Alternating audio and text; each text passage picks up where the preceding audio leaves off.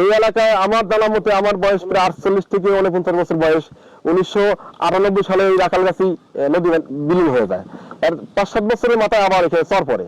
এই চর পড়ার পর থেকে এ পর্যন্ত যারা বসবাস করছে কোনো ডাক্তার আমরা দেখিনি, আসে নাই। আমাদের এই এলাকায় আমরা খুব অসুখে জর্জরিত হয়ে পড়ি। সরকারিভাবে কোনো ডাক্তার এই জায়গায় আসা আমাদের কোনো ব্যবস্থা নেয় নাই।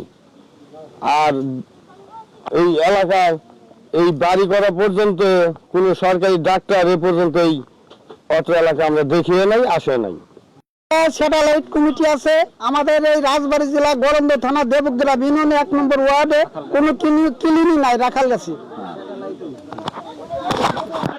ওয়ালাইকুম। আমাদের এই চরে আমরা প্রায় 180 ঘর বসবাস করি, খুবই অসহায়। সরকারি কোনো ডাক্তার এখানে আমরা নাই। অসুখ বিসুখ বড় ধরনের হইলে এই নদী পথে আমাদের এই রাজবাড়ি যাইতে হয়। অনেক ক্ষেত্রে ওই আমাদের মাঝপথে আরও বেশি হয় যাইতে। এখন আমি চাচ্ছি এই এলাকার জন্য এখানে একটা ক্লিনিক হোক, সরকারি একটা হাসপাতাল হোক, একটা স্কুল হোক, যাতে আমাদের এই চরের মানুষের জন্য সুবিধা হয়। আমাদের দেবগ্রাম ইউনিয়ন আজ এতদিন দেখিনি আমাদের চেয়ারম্যান এই ভোট নিয়ে চলে যায় আর আসে না। কোনো চেয়ারম্যান কোনো মেম্বার আসে না, চলে দেখে না যে জায়গায় কি লাগবি কি না লাগবি। এখন আমাদের বেকার, রাস্তাঘাট নাই। ওই গ্রামে পানি ভাই আসে না, ওই আশা কান্ডারি দেবগ্রাম 1 নম্বর ওয়ার্ড। আমাদের এই এলাকা একটা মরুভূমির মতো ছিল, এখন আমরা মরুভূমিতে নাই। একটা আমাদের একটা ক্লিনিক দিতে হয়তো আমার বাসার সম্পদ ওখানে সে জমি দেবো, একটা ক্লিনিক করে দেন, সরকারের কাছে আমার দাবি। আর এই রাখালগাছি আস্তাকুলের শাখা, পশ্চিম বাজারের শাখা আছে 2000 কিলো একটা রাস্তা দাবি।